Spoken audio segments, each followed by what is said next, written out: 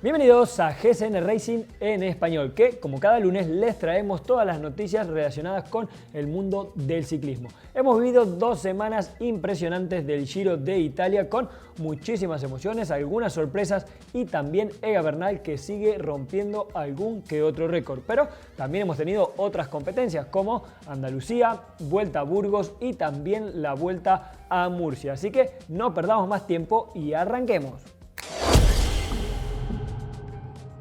La semana pasada lo habíamos dejado en la 9ª etapa, donde una etapa que fue durísima con muchísimos tramos de este rato y donde Egan Bernal atacó en la última subida y se fue en solitario, consiguiendo así la victoria de etapa y consiguiendo la malla rosa que lo identifica como el líder de la carrera. Además, pudo abrir un hueco bastante grande con sus rivales más directos de la clasificación general.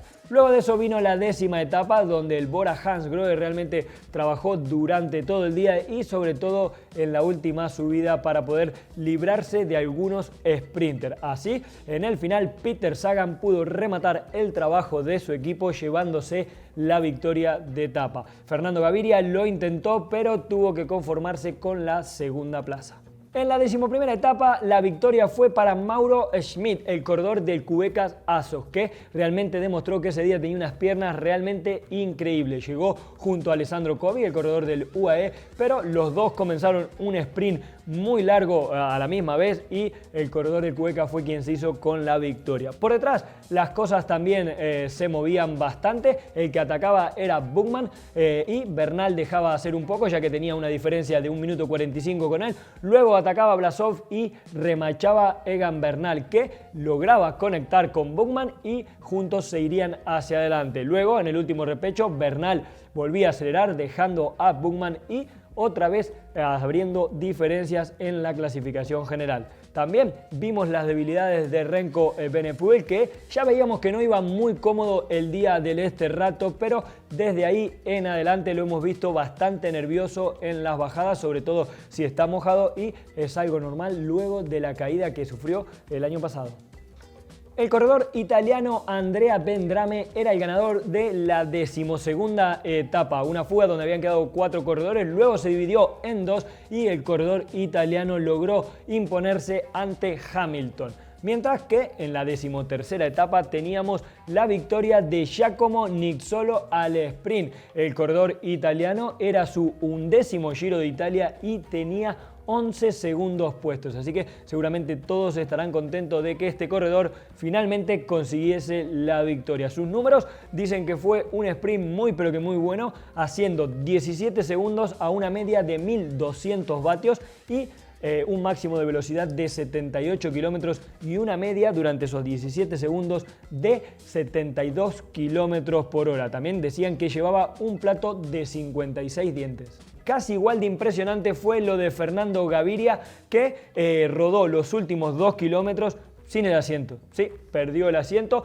tuvo que ir parado en los pedales. Así y todo, lanzó él el sprint, estuvo muy cerca de poder quedarse con la victoria, pero en los últimos metros no pudo hacer nada ante el empuje del corredor italiano.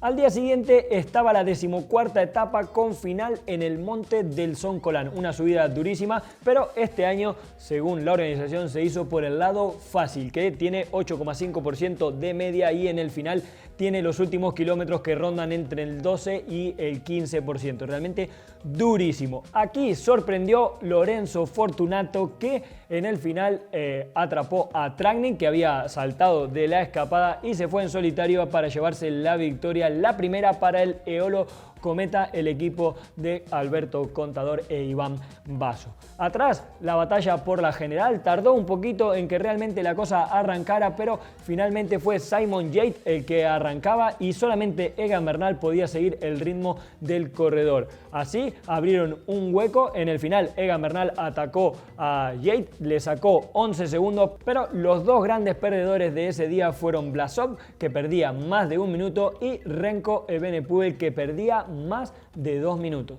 Según el sitio web Récord de Escalada, la última vez que se subió por ese lado fue en el 2003 en el Giro, donde Gilberto Simoni marcó el récord. Además, ganó la etapa y se colocaba como líder. Pero esta vez Egan Bernal lo bajó por 1 minuto y 26 segundos al tiempo que había en el año 2003. Lamentablemente no tenemos los datos de vatios que hizo Egan Bernal, pero sí tenemos los de Damiano Caruso, que completó toda la subida a 403 vatios de media y los últimos 13 minutos los hizo a 419 vatios. Realmente increíble.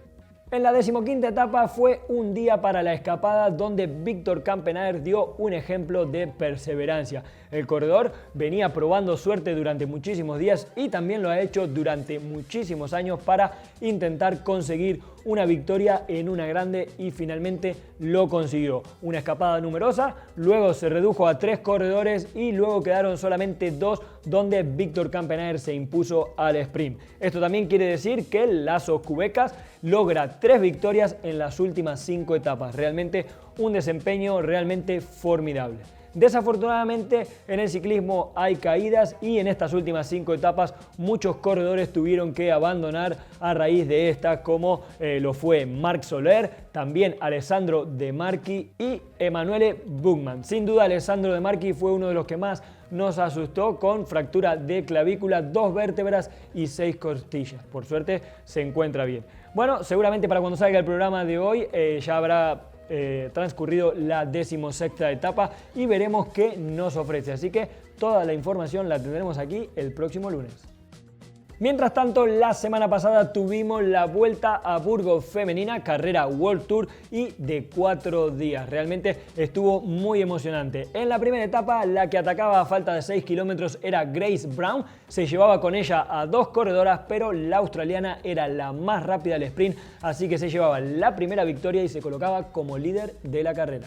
Al día siguiente era la segunda etapa y donde Anastasia Chursina conseguía la victoria en solitaria, dándole así la primera victoria a su equipo y también consiguiendo su primera victoria en una carrera World Tour. Lo mismo le sucedía al día siguiente a Cecilie Ludwig, que conseguía en la tercera etapa de la Vuelta a Burgos su primera victoria World Tour. Realmente la corredora estaba muy emocionada, un triunfo que le costó muchísimo trabajo, pero finalmente consiguió la victoria de esta etapa. Sin embargo, la clasificación general se iba a definir en la última etapa, donde tenía final en las lagunas de Neila, una subida bastante emblemática. Ahí se había ido un grupo de 30 corredoras, pero por detrás Demi Vollering tiraba para poder hacerle el camino a Anna van der Breggen, que finalmente la campeona del mundo decidió atacar a falta de 500 metros para el final y llevarse la victoria, a pesar de los esfuerzos que hizo Annemiek van Vleuten por llevarse la victoria. Así que la general quedó primera Anna van der Breggen, segunda Van Vleuten y tercera Demi Vollering. Pero un premio tuvo Annemiek van Vleuten, que luego de todos estos resultados se coloca como la nueva líder en el ranking mundial, por lo cual vestirá la camiseta en las próximas carreras. Otra de las carreras que se disputó en España fue la Vuelta a Andalucía, o también conocida como el Giro del Sol. Una carrera que estuvo realmente emocionante. La primera etapa se la llevaba Gonzalo Serrano, el corredor del Movistar, que remataba el gran trabajo que había hecho su equipo. Para la segunda etapa, el final era en la Fortaleza de la Mota, realmente una subida durísima donde terminaba el pavé y los corredores hicieron un gran esfuerzo por llegar arriba. El ganador fue Ethan Hayter, el corredor del equipo Ineos, que se colocaba como nuevo líder de la carrera. Pero no le dudaría mucho, ya que en la tercera etapa el ganador era Miguel Ángel López, que volvía así a la senda de la victoria, consiguiendo su primera victoria con los colores del Movistar y colocándose como líder de la carrera, que luego lo mantendría hasta el final.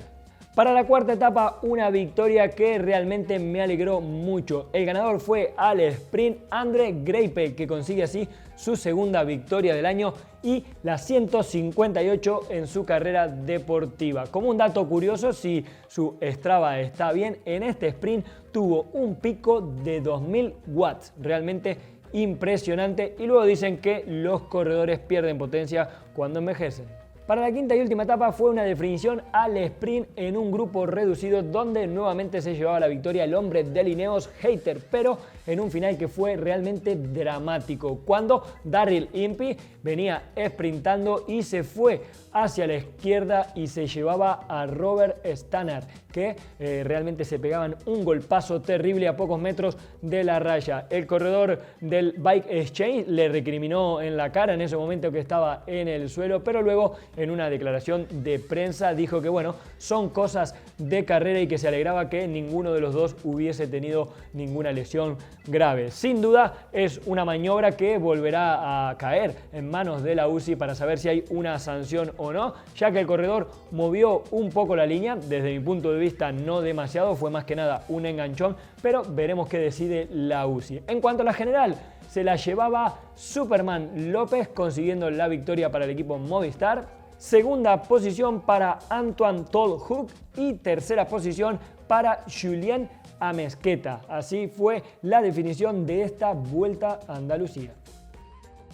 Y vamos con la Vuelta a Murcia, que realmente se corrió en unas condiciones que no son muy típicas de la zona, con muchísima, pero que muchísima lluvia. Y hay un dicho que dicen, nadie es profeta en su tierra, pero en este caso sí que lo fue, porque el ganador fue Antonio Jesús Soto, corredor del Euskaltel Euskadi, que conseguía así su primera victoria como profesional, también dándole la primera victoria a su equipo Los Naranja, y la meta estaba colocado justo ahí, en donde él vive, en Murcia. Así que este corredor muy, pero que muy contento con esta victoria que sin duda le sabrá a gloria.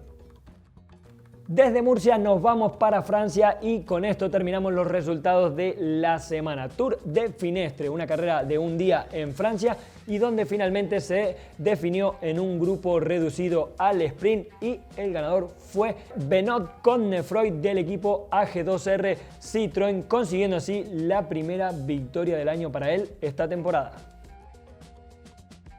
Y arrancamos con las noticias, en este caso vamos para Colombia, donde ya tienen la preselección para las próximas Olimpiadas con 9 corredores que son Rigoberto Urán, Egan Bernal, Miguel Ángel López, Nairo Quintana, Sergio Andrés Higuita, Esteban Chávez, Daniel Felipe Martínez, Sergio Luis Henao y Andrés Camilo Ardila. Recordemos que de estos corredores, 4, de estos 9, digamos, 4 no van a ir a las Olimpiadas, así que luego se hará otra selección para ver cuáles son los que finalmente estarán en los próximos Juegos Olímpicos.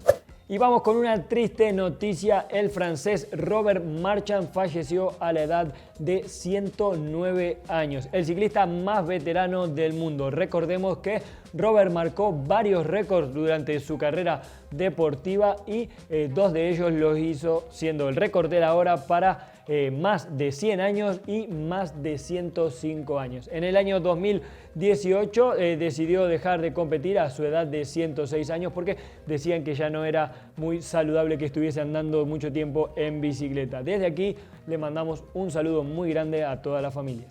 La Unión Ciclista Internacional, la UCI, ha dado un pasito atrás con el tema de las caramañolas. Ahora los corredores sí podrán arrojar nuevamente las caramañolas al público, eso sí, si no lo hacen con mucha fuerza o vienen a una gran velocidad o si las caramañolas no vuelven nuevamente al pelotón, y esto puede ser un peligro para el resto de los corredores. Así que el comisario de carrera será el que tenga el criterio de decidir si la acción es peligrosa o no para sancionarlos o dejarlos seguir.